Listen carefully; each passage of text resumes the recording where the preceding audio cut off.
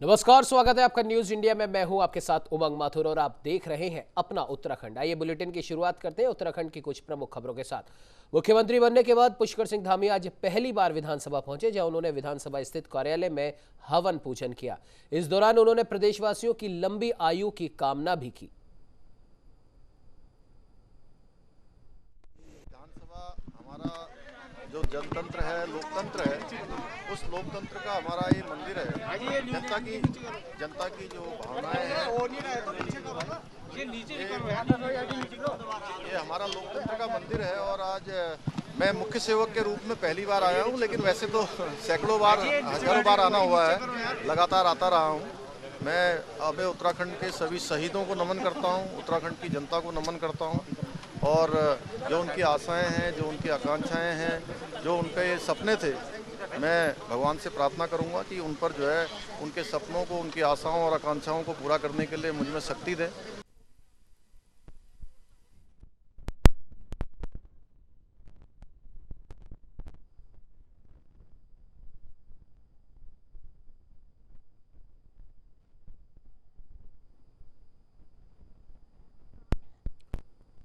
तो वही इस खबर पे ज्यादा जानकारी के लिए राजधानी देहरादून से हमारे साथ संवाददाता साक्षी साहनी फोन लाइन पे जुड़ चुकी। साक्षी, जानना चाहेंगे, मुख्यमंत्री बनने के बाद आज पहली बार विधानसभा पहुंचे थे मुख्यमंत्री पुष्कर सिंह धामी और विधि विधान से हवन पूजा करवाकर उन्होंने विधानसभा में अपनी एंट्री की। क्या कुछ अपडेट है साक्षी इस खबर पर?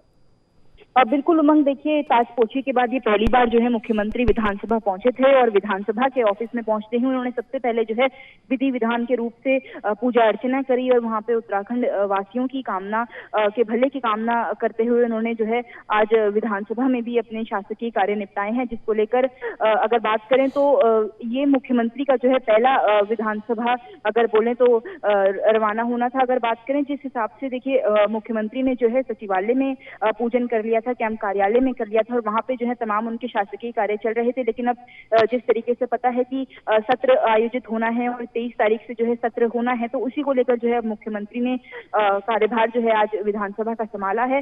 अब जो भी विलंबित मुद्दे हैं विधानसभा के, उसको लेकर जो है मुख्यमंत्री ने आज शासकीय कार्य निपटाए हैं। और अब जिस तरीके से वो कैंप कार्यालय जाते हैं, सचिवालय जाते हैं, तो वैसे ही अब विधानसभा कार्यालय जाकर भी अपने जो तमाम शासकीय कार्य है वो मुख्यमंत्री निपटाएंगे।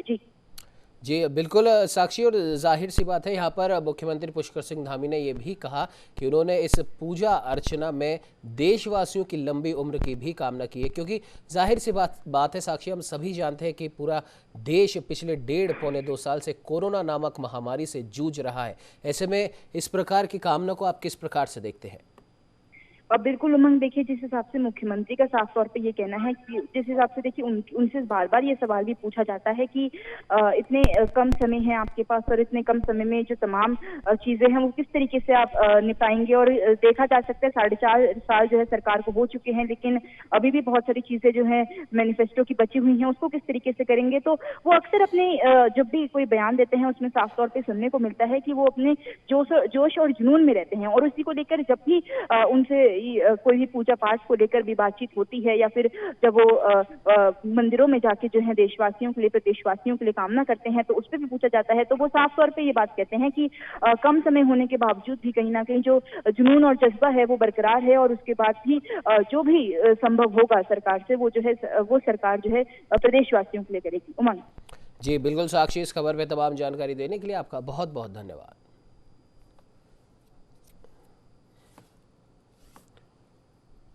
चलिए बढ़ते अगली खबर की ओर, जहां आपको बता दें कि उत्तराखंड में अपनी जमीन तलाश रही आम आदमी पार्टी हरिद्वार में इन दिनों लगातार चर्चाओं में बनी हुई है।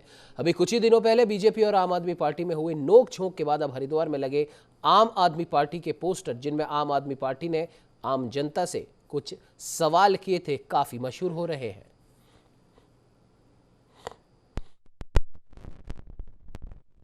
जब से हमारा 300 यूनिट फ्री बिजली अभियान शुरू हुआ है, अरविंद केजरीवाल जी का पहला वादा जब से यहाँ पर घोषणा की गई है, तब से लगातार विपक्षी दलों के जो नींदें उड़ गई हैं, उनकी बौखलाहट लगातार सामने आ रही है।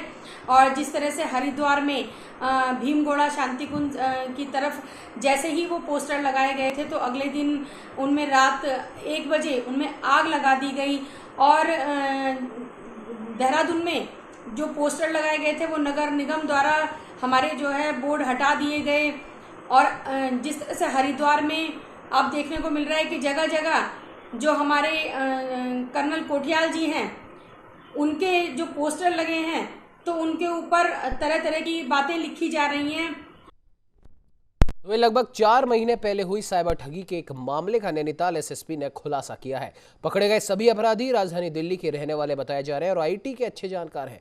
एसएसपी के मुताबिक पकड़े गए अपराधी लंबे समय से साइबर ठगी करते आ रहे हैं और उन्होंने उम्मीद जताई है कि कई राज्यों में लोगों ने इस तरीके की धोखाधड़ी झेली होगी। साथ ही संभावना भी जताई है कि इनके गैंग में और भी सदस्य हो सकते हैं।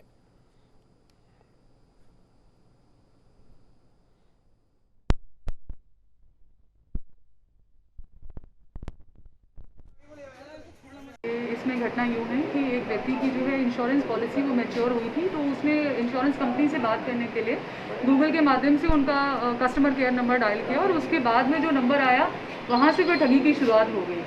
और इसमें करीब 6 लाख रुपए जो है वादी के वो ठग लिए गए थे और इसमें 3 लोग गिरफ्तार किए गए हैं जो कि एक कॉल सेंटर की तरीके से काम कर रहे थे। इन्होंने अलग अलग टीमें बना रखी थी वेरीफाई करने के लिए, कॉल करने के लिए, और इनके पास से काफ़ी डॉक्यूमेंट्स भी मिले हैं जिसमें कुछ नाम हैं जिससे अंदाज़ा लगाया जा सकता है कि इन्होंने कितने सारे लोगों के साथ में ठगी करी है।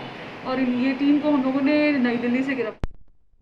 तो वही सावन के महीने में सुहागिनों द्वारा मनाया जाने वाला तीज के पर्व का आयोजन शहर में जगह जगह हो रहा है और इसी क्रम में हल्द्वानी के रामपुर रोड स्थित एक निजी बैंक्वेट हॉल में सुहागिनों द्वारा तीज महोत्सव का आयोजन किया गया, जिसमें तमाम महिलाओं ने भी हिस्सा लिया। इस दौरान मेहंदी, डांस और गायन सहित तमाम प्रतियोगिताओं का भी आयोजन किया गया।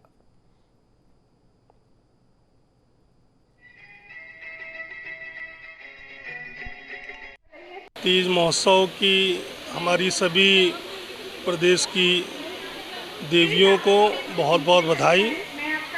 और तीज महोत्सव एक बहुत बड़ा महोत्सव होता है जो सावन मास में होता है।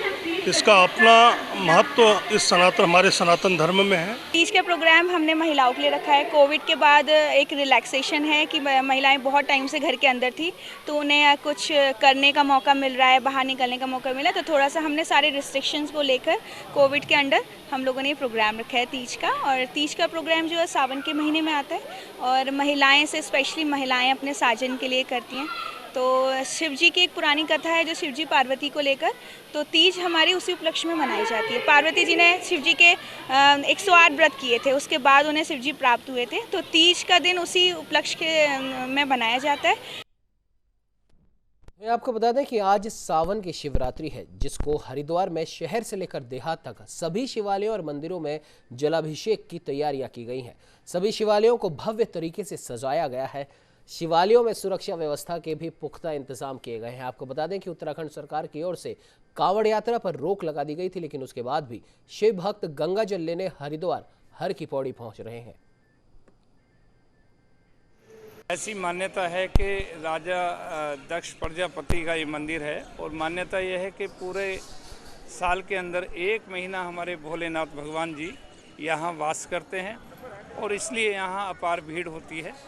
आज तो खैर शिवरात्रि है, कोरोना काल होते हुए भी यहाँ पे बहुत ज़्यादा भीड़ है। सवेरे 4 बजे मंदिर खुल जाता है और मैं भी यहाँ लगभग 6:30 बजे पहुँच चुका था। यहीं स्नान और यहीं ध्यान हम लोग करते हैं। शिवरात्रि श्रावण मास की कृष्ण पक्ष की त्रयोदशी तिथि को सभी तिथियों, हर महीने की सभी त्रयोदशी तिथियों को शिवरात्रि कहा जाता है। द्वादशी एवं त्रयोदशी के संगम को प्रदोष कहा जाता है। इस ज्योतिषीय गणना के अनुसार श्रावण मास में भी कृष्ण पक्ष और शुक्ल पक्ष दोनों पक्षों में त्रयोदशी तिथियां आएंगी। आज त्रयोदशी तिथि है, इसलिए इसे शिवरात्रि के रूप में जाना जाता है। सिर्फ शिवरात्रि, मगर महाशिवरात्रि जिसके बारे में लोगों को थोड़ा कन्फ्यूजन है, वो फाल्गुन मास की चतुर्दशी त्रयोदशी चतुर्दशी तिथि के संगम को शिवरात्रि होती है। जिस शिवरात्रि को फाल्गुन मास में भगवान शंकर का सती के साथ में इसी कनखल की भूमि पर विवाह। तो एक कोरोना संक्रमण से बचाव के लिए अब स्वास्थ्य विभाग ने पौड़ी जनपद की सभी गर्भवती महिलाओं के लिए विशेष टीकाकरण अभियान चलाया। आज से सभी टीकाकरण केंद्रों पर इस अभियान को शुरू कर दिया गया है।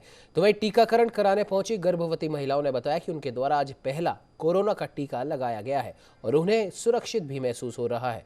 उन्होंने जनपद की सभी गर्भवती महिलाओं को अस्पतालों पर पहुंचकर अधिक से अधिक संख्या में टीकाकरण कर लाभ उठाने को कहा।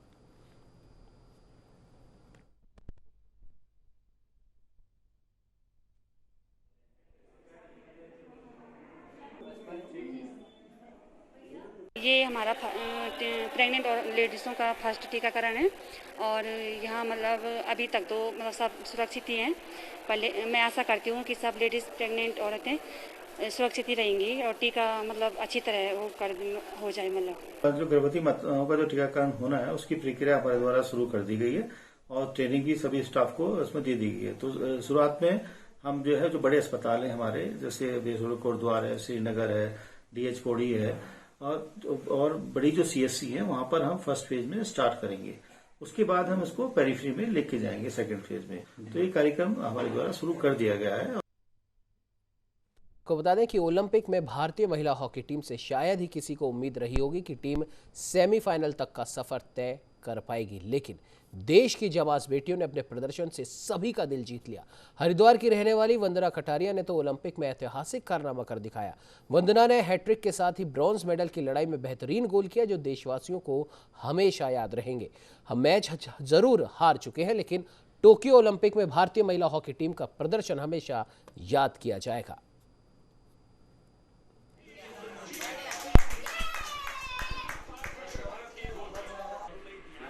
जिस तरह से बच्चियों ने मेहनत की और उन्होंने खेल को आगे बढ़ाया वो बहुत ही तारीफ के लायक है और हम चाहेंगे कि आगे भी बेटियां मेहनत करती रहे और देश को आगे बढ़ाती रहे।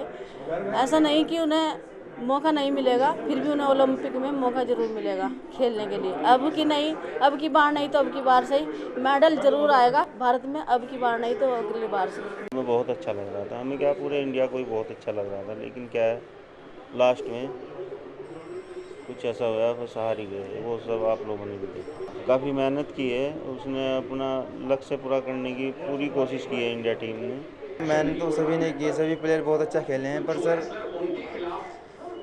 यहाँ तक भी पहुँचना एक बहुत बड़ी बात है सर। पर सबसे बड़ी दुख की बात तो ये है कि 1 साल से उसने पापा से बात तक भी नहीं की थी और बात करते थे तो सिर्फ ओलंपिक के लिए मेडल के लिए ही बात करते थे कि पापा जी इस बार टीम बहुत अच्छी है, बहुत अच्छा प्रदर्शन है टीम का।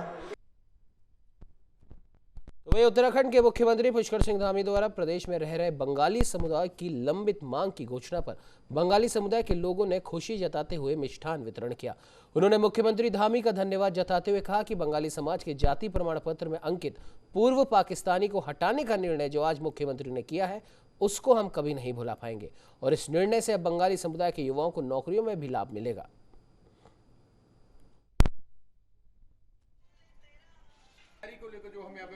हमारे क्षेत्र के विधायक माननीय मुख्यमंत्री पुष्कर सिंह धामी ने एक बंगाली समाज के लिए बहुत बड़ा काम किया है। जो बंगाली समाज आज तक कम से कम 25-30 साल से इसकी मांग करता चला आ रहा था।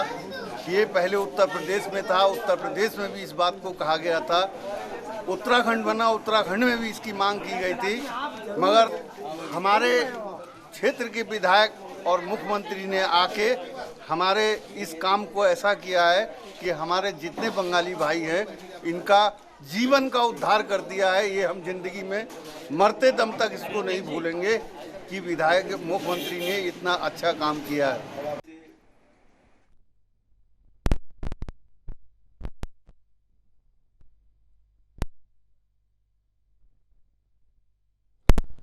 वहीं राजधानी देहरादून स्थित भाजपा प्रदेश कार्यालय में आज राष्ट्रीय स्वास्थ्य स्वयंसेवक अभियान के तहत कार्यशाला का आयोजन किया गया, जिसमें भाजपा के राष्ट्रीय संगठन महामंत्री शिवराज सिंह समेत भाजपा प्रदेश अध्यक्ष मदन कौशिक ने भी शिरकत की।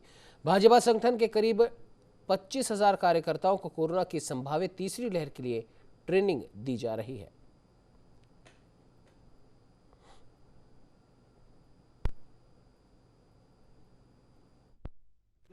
प्रकार का एक कार्यक्रम बृहत स्तर पर पूरे देश भर में भारतीय जनता पार्टी के द्वारा चलाया गया। इसमें क्योंकि जब पहली वेव आई थी तो थोड़ी वेव में उस प्रकार की जो आवश्यकता थी, जैसा भोजन उपलब्ध कराना, उस समय पका हुआ भोजन उपलब्ध कराना, अन्य प्रकार की चिंता करना। सेकेंड वेव जब आई तब बहुत बड़ी मात्रा में भारतीय जनता पार्टी ने बूथ स्तर तक ऑक्सीजन से लगाकर, मास्क लगाकर, सैनिटाइजर से लगाकर और भोजन की रो किट, जो कच्ची राशन की किट से लगाकर, पका हुए भोजन से लगाकर सब प्रकार की चिंता की। अभी थर्ड वेव के बारे में एक्सपर्ट कभी कभी इस बात को रखते हैं कि थर्ड वेव आएगी, कैसे आएगी। भारतीय जनता पार्टी ने उसकी तैयारी के लिए बूथ स्तर तक स्वास्थ्य स्वयंसेवक। तो वह इस खबर पर ज्यादा जानकारी के लिए हमारे साथ राजधानी देहरादून से संवाददाता प्रियंका जगोरी फोन लाइन पर जुड़ चुकी है। प्रियंका, जानना चाहेंगे, कार्यशाला का यहां पर आयोजन किया गया जिसमें बीजेपी प्रदेश अध्यक्ष मदन कौशिक ने भी शिरकत की। क्या कुछ अपडेट है इस खबर को लेकर? बिल्कुल उमंग, जो जिस तरीके से कोरोना की दूसरी लहर है उसे देखते हुए भाजपा जो है वो पूरी तरीके से अलर्ट है और इसी के मद्देनजर आज जो है बीजेपी कार्यालय में राष्ट्रीय स्वास्थ्य स्वयंसेवक अभियान के तहत कार्यशाला का आयोजन किया गया, जिसमें भाजपा के राष्ट्रीय संगठन महामंत्री शिवराज सिंह समेत प्रदेश अध्यक्ष मदन कौशिक मौजूद रहे। यहाँ पर योजना बनाई गई कि संगठन में 25,000 जो कार्यकर्ता हैं वो कोरोना की संभावित जो तीसरी लहर जिस तरीके से कही जा रही है उसमें इन 25,000 जो कार्यकर्ता है उनको ट्रेनिंग दी जाएगी, उनको कि किस तरीके से जो तीसरी लहर में लोगों की मदद की जाए और जो जरूरतमंद लोग हैं, असहाय लोग हैं, उनको सुविधाएं प्राप्त की जाए। तो ये संगठन ने तमाम ऐसी तीसरी लहर को देखते हुए आज रणनीति करी है। जी बिल्कुल प्रियंका, बिल्कुल आपने सही कहा। कहीं ना कहीं अब देखने वाली बात यह है कि जिस प्रकार से इस कार्यशाला में जो प्रमुख रूप से संभावित तीसरी लहर के खतरे को देखते हुए तमाम बीजेपी कार्यकर्ताओं को ट्रेनिंग भी दी जा रही है, उसके अलावा और क्या कुछ प्रमुख बातें इस आयोजन में की गई है? क्योंकि सभी हम जानते हैं कि 2022 में उत्तराखंड में विधानसभा चुनाव भी हैं जिसमें अभी बहुत कम वक्त रह गया है। बिल्कुल, अब जिस तरीके से आगामी चुनाव भी नजदीक है, ऐसे में जो बीजेपी है वो पूरी तरीके से सक्रिय हो चली है, जनता के बीच पहुंच रही है, तमाम ऐसे मुद्दों को लेकर जनता के बीच पहुंच रही है और यहाँ तक कि अब जिस तरीके से कोरोना की जो पहली लहर है या फिर अगर दूसरी लहर में जिस तरीके से भाजपा ने जरूरतमंद असहाय लोगों की यहाँ पर मदद की थी, तो कहीं ना कहीं एक ये स्ट्रेटेजी मानी जा सकती है आगामी चुनाव को लेकर। और जिस तरीके से तीसरी लहर से संभावित बात कही जा रही, तो इसके मद्देनजर जो यहाँ पर भाजपा संगठन जो है कार्यकर्ताओं को ट्रेनिंग देने की बात करे, तो कहीं ना कहीं ये एक रणनीति है आगामी चुनाव को लेकर कि किस तरीके से जनता के बीच जाए, जनता का प्रेम हासिल किया जाए। तो ये भी एक वजह है आगामी चुनाव के मद्देनजर। जी बिल्कुल प्रियंका, इस खबर पे जोड़ने के लिए, तमाम जानकारी देने के लिए आपका बहुत बहुत धन्यवाद। तो आपको बता दें कि आज बीजेपी कार्यालय में एक कार्यशाला का आयोजन किया गया जिसमें तमाम 25,000 बीजेपी के कार्यकर्ता मौजूद थे। बीजेपी प्रदेश अध्यक्ष मदन कौशिक ने भी इसमें शिरकत की। खास तौर पर तो हम कह सकते हैं कि संभावित तीसरी लहर के खतरे को देखते हुए तमाम कार्यकर्ताओं को ट्रेनिंग दी गई है, एक एक घर जाकर किस प्रकार से जनता को जागरूक करना है और उसके अलावा आने वाले विधानसभा चुनावों को देखते हुए भी कई महत्वपूर्ण बातें यहाँ पर की गई हैं। इस बुलेटिन में फिलहाल इतना ही। देश प्रदेश की तमाम खबरों को जानने के लिए आप बने रहिए हमारे साथ और देखते रहिए न्यूज़ इंडिया।